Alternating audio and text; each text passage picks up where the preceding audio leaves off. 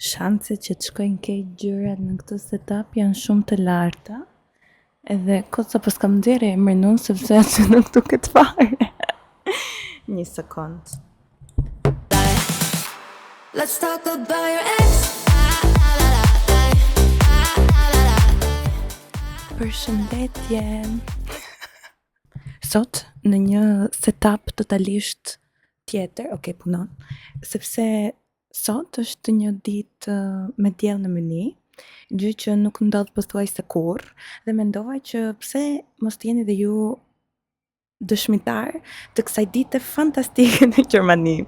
Shanset që ky video të dali keq ose diçka në këtë setup të shkoj keq janë shumë të larta, sepse radhë parë, unë nuk kam një tim që të kujdeset për se si dukem unë, që të kujdeset a dëgjohem apo jo, kështu që me hamendje unë po marr parasysh që dëgjohem. Ka shanse që të më bi shenja këtu, ka shanse që të më dalin në një insekt dhe të çmendem fare dhe të lej dhe të ndërpres xhirimet për gjysmë. Shpresojmë që asgjë nga këto të ndodhet derisa unë të mbaroj xhirimin. Mirë se erdhët në videon time të dytë në muajin që unë sapo i quajta muajin personal, dhe muajin personal sepse të gjitha videot që dalin në YouTube në këtë muaj janë shumë personale për mua, siç ishte e para që ishte kush jam unë dhe të më njihni pak mua, e dyta do jetë kjo sot, dhe e treta dhe e katërta nuk dua ta bëj spoil. Po pse ky dielli më prishi gjithë planin dhe më kap vetëm syt. Varja. Atëherë, mirë se vini në episodin tim të disa të podcastor që flet për miqësitë gjatë kohës që je i rritur. Doja të flisja sot për shoqëritë, pasi sot që unë bëj share këtë video me ju, shoqja ime ngushtë Alesia ka ditëlindje, ne jemi mi një vit para të 30-tave, besti edhe 100. Ciao. Ti shkreti për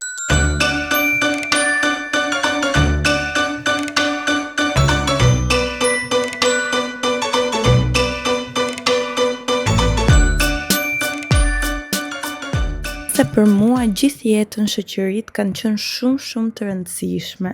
Mendova që të flasim pak se si është të kesh shoqëri kur je i rritur, ta mbash një shoqëri kur je i rritur, dhe tips and tricks që të ndihni gjithmonë afër.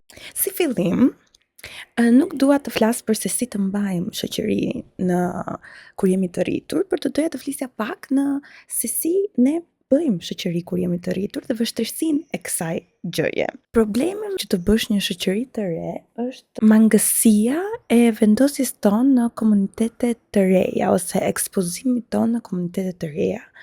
Që kur jemi më të vegjël, ekspozohemi në komunitete të cilat edhe nuk e kemi në dorë, në shkollë, shumë komunitete të ndryshme që jemi pak të sforcuar. Dhe aty në një mënyrë ose një tjetër je i prirur që të krijosh këto marrëdhënie dhe shoqëri të reja. Po çfarë ndodh kur je i madh? Këto shoqëri ti mund të krijosh ose vetëm nëpërmjet shoqërisë të shoqërive dhe nëpërmjet punës. Ndodh, patjetër që ndodh, por është më e vështirë se sa në një ambient ku ty të lidh dhe detyrohesh të rish 10 orë të ditës me dikë. Po gjithashtu nuk është vetëm hapësira, se është dikush interesant në punë dhe ti do që të krijosh shoqëri me të, është te fakti që çdo njeri ka hallet e vet.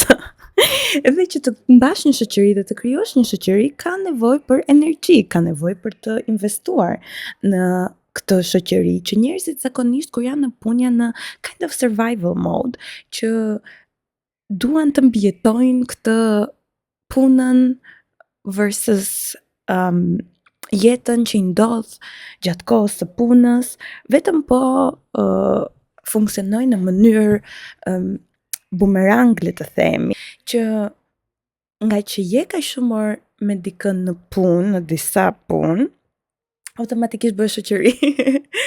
Po kjo është pak më e rrallë. Dhe një nga gjërat që tjetër që unë kam vënë re këtu në Gjermani, që për mua ishte kaq shokuese për të krijuar shoqëri, mendova që njerëzit do kalonin më shumë kohë me kolegët e punës sesa vetëm tetorët e punës.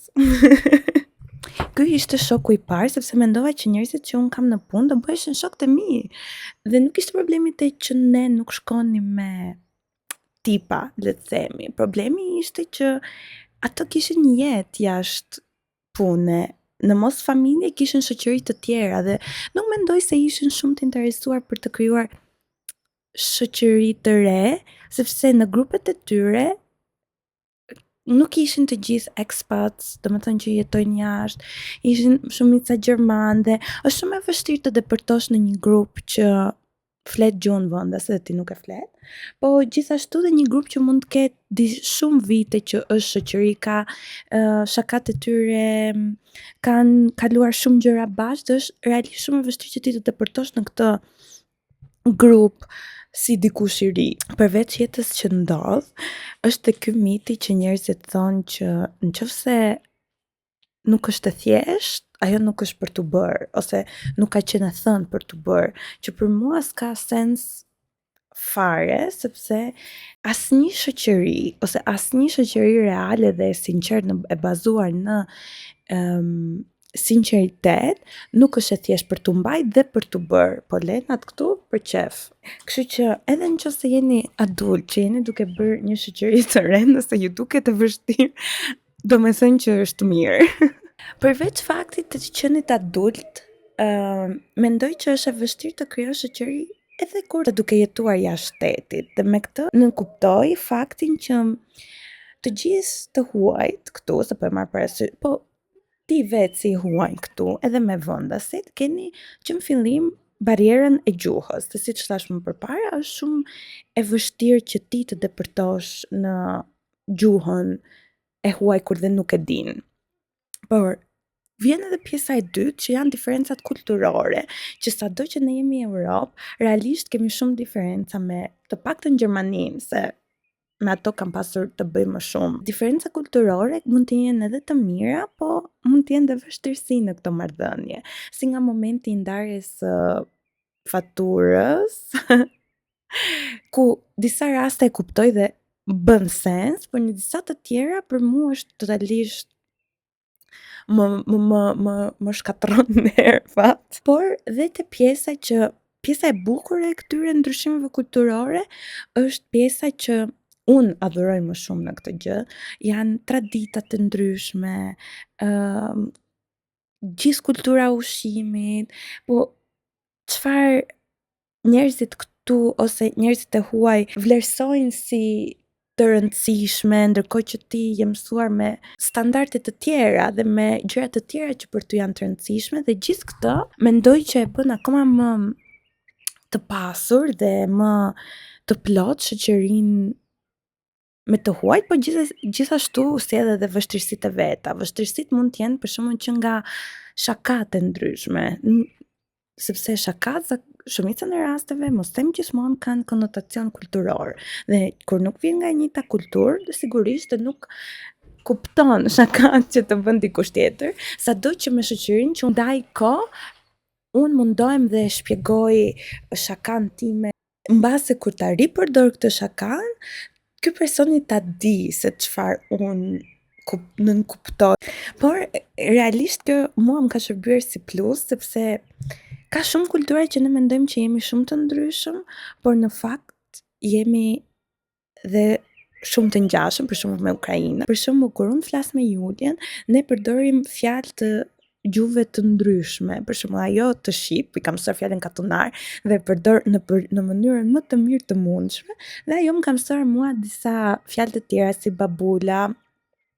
Dhe bëhet një diskutim shumë i larmishëm dhe me surpriza, sepse ti nuk e pret se kur personi tjetër do e bëj shakan që ti ke mësuar. Kjo barriera e gjuhës dhe kulturës të bën të ndihesh pak vetëm, jo pak, po shumë vetëm, e pa kuptuar, dhe prap në fund kur ti shkon në shtëpi, ke këtë ndjesin si disi bosh, sikur ke një kështu puzzle të paplotësuar nga zemra jote, jo gjithmonë, patjetër, por realisht ndihesh keq që nuk e ke këtë shoqëri, këtë gjë, këtë të mungon.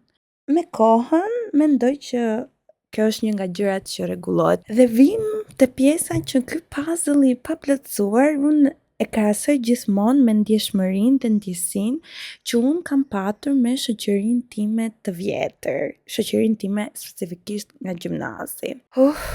It's a whole different story se si shoqëria nga gjimnazi mbahet dhe për këtë do flasim tani. Pas gjimnazit, çdo person në shoqëri është në një fazë tjetër të jetës. Dikush është i lidhur seriozisht, dikush është in their party era, dikush është duke bërë studime ndërkohë që dikush ka ngelur, dikush po kalon provimin me sukses, dikush jo.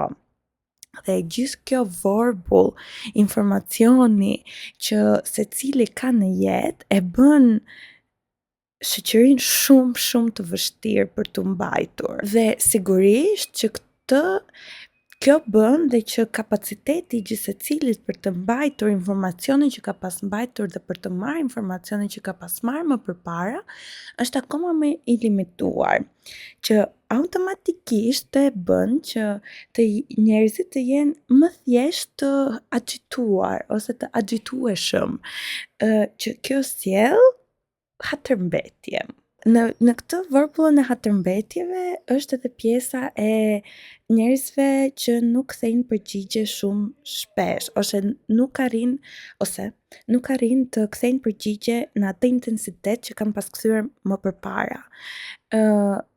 Tani un kam kapacitetin që ta kuptoj këtë gjë, por nëse do më pyesje mua të vajzën e universitetit, për mua ishte shumë e vështirë që ta kuptoja, që njerëzit kanë sfida të ndryshme dhe etapa të ndryshme, por prapë unë qëndrova në shoqërinë që kisha, sado që mund të kem pasur hatërmbetje të vogla, ashtu siç mund të kenë pasur dhe ata nga unë.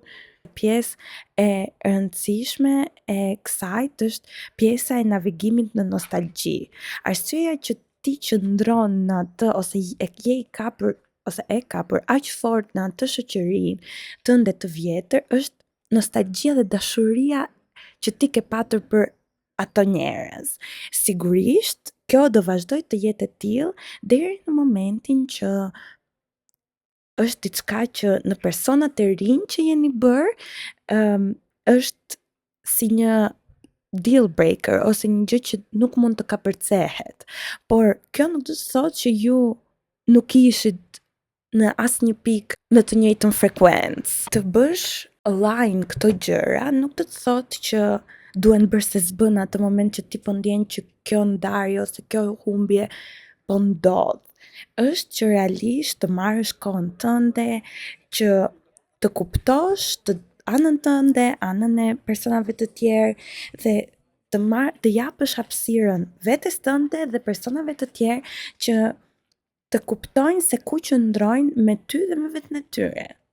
Gjëja që të shtyn dhe të motivon që të qëndrosh dhe të punosh për këtë marrëdhënie është memoria emocionale që ti ke me ato persona, por dhe gjithashtu besimi që ti ke që kjo gjëja mund të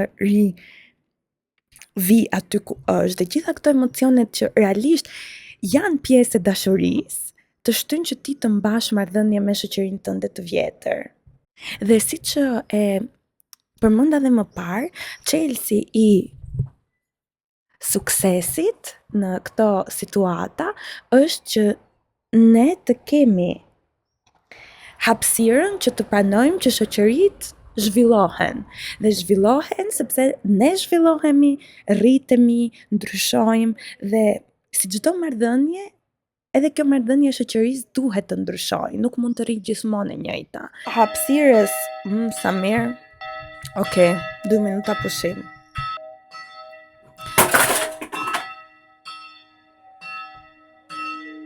Okej, ajo që ne kishim frikë ndodhi, shenja heraj në një era në la shënden, është bërë copë qik dhe me zhvillimi e shoqërisë së vjetër, këtu hyn edhe përditësimi i shoqërisë. Dhe çelësi për të patur shoqëri të re ose për të mbajtur një shoqëri të re pavarësisht vështirësive është të bësh hapësirë. Në asnjë moment të mos i mbyllësh derën lidhjeve të reja me njerëz të rinj. Nuk duhet të paragjykosh as vendin ku i njeh këta njerëz, as backgroundin e tyre, as gjë. I hapur. Një task shumë i vështirë që unë e gjej të vështirë për veten time, por besoj për shumë njerëz është i vështirë, është të thuash i pari ç'kemi ose e para ç'kemi. Të hysh në muhabet, të mbase jo ngacmosh për keq, po të ping në anglisht, përsëri njerëzit që ti të paktën një herë i ke takuar, të jesh ti gjithkohën pjesë e kësaj për ta bërë marrëdhënien që të lind. Ka disa shoqëri që thjesht klikin dhe unë ndërkohë jam pasyze, por vazhdoj bëj kontrollin tim dhe funksionojnë me të parën. Ka një klik aty dhe realisht funksionon. Po ka shoqëri të tjera që ka gjëra awkward në fillim dhe momente shumë të çuditshme në të cilat ti mbase nuk ndihesh dhe fort komfort, po nëse këto i kalon, mundesh të kesh një shoqëri shumë të mirë. Kur në jetë, unë nuk e kam pasur kur këtë ide që njerëzit e rinj zëvendësojnë njerëzit e vjetër, nëse ato zëvendësojnë njerëzit e vjetër nuk kanë qenë realisht lidhje ose shoqëri, mendoj dhe loboj fort në faktin që shoqëritë e reja shtojnë ngjyra në jetën e njerëzve dhe në shoqëritë e vjetra, sepse realisht unë mendoj që ndërthurja e njerëzve e bën akoma më të bukur gjën, sado që shumë shpesh më nuk ka rezultuar mirë në shoqëritë e reja si adult, por në shoqëritë e vjetra has worked. Unë nuk arrit do ta kuptoj se kush është sekreti dhe nuk ju them dot se kush është sekreti që të dallosh me kë person ti do jesh shok ose shoqe shumë e mirë. Këtë nuk e them dot, por e di që ka një gjë brenda teje, in your gut, që ka të thot që ndiqë ose ngul këmbë, ose në gatin e dikujt tjetër që do jetë iniciatori i marrëdhënies.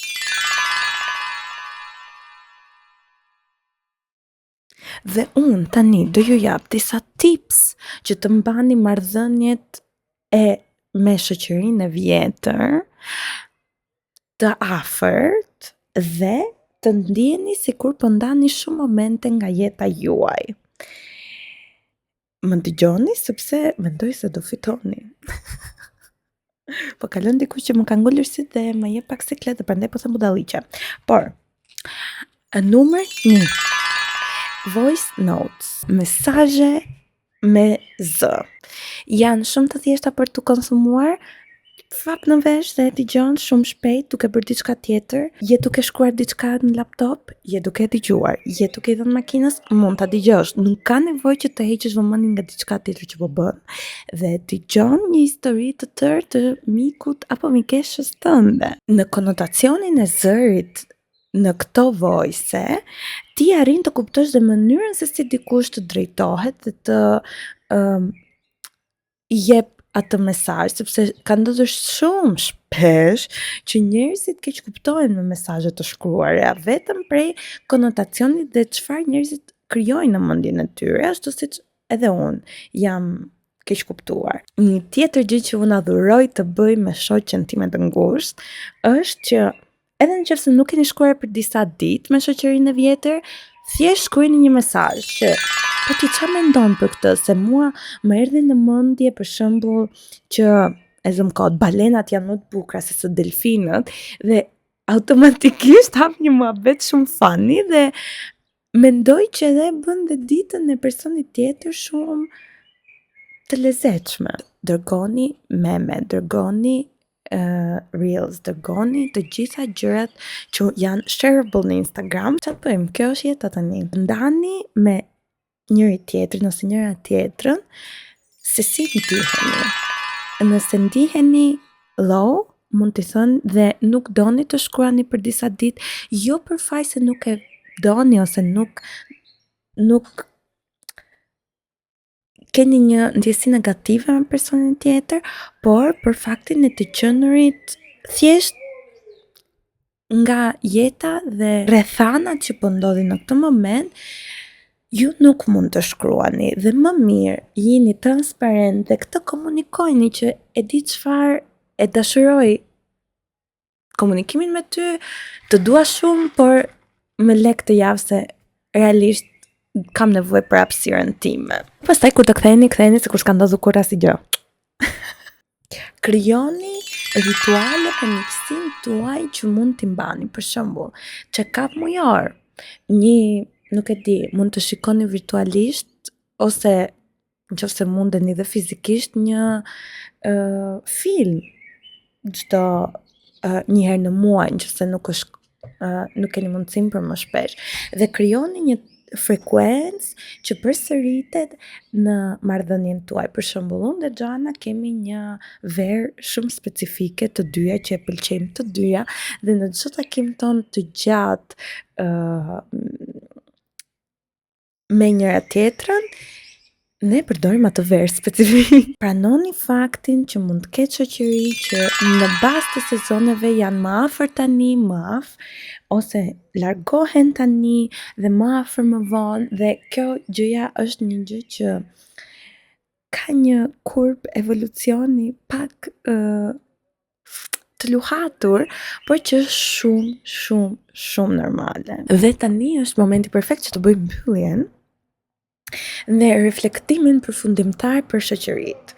Ajo që unë mund të them nga eksperienca ime, shoqëritë për mua kanë qenë gjithmonë shumë të rëndësishme për çdo etapë të jetës time, por nuk kanë qenë gjithmonë të lehta. Dhe nuk kanë qenë gjithmonë cute. Unë vazhdimisht do falenderoj dhe kam falenderuar që kur kam qenë më e vogël. Falenderoj shoqërinë që më kanë ndetur afër dhe në kohën që unë nuk kam qenë dhe shumë e pëlqyeshme. Dhe duke thënë këtë, nuk kuptoj faktin që nuk kam qenë e pëlqyeshme sepse mund të kem qenë në frike, mund të kem agravuar kur nuk ka qenë nevoja diçka po më lëviz nëpër këmbë. Shpresoj që mos të jetë asgjë që unë të filloj të toleras. Në momenti që unë vërtet nuk kam qenë në më të mirën time, dhe ata kanë qëndruar aty me mua dhe më kanë dashur pa kushte dhe kanë vazhduar, më kanë kuptuar dhe besoj se dhe unë kam treguar diçka tek ta, për ta, që i bëra që të qëndrojnë. Dhe me këtë, unë dua të them që shoqëria nuk është gjithë lule, gjithmonë me dashuri, gjithmonë me gjëra të mira. Ka shumë punë, ka durim, ka dhe hieshi në saj. Ka shumë punë sepse unë mendoj që shoqëria është një nga marrëdhëniet më të vështira që ti mund të kesh në jetë.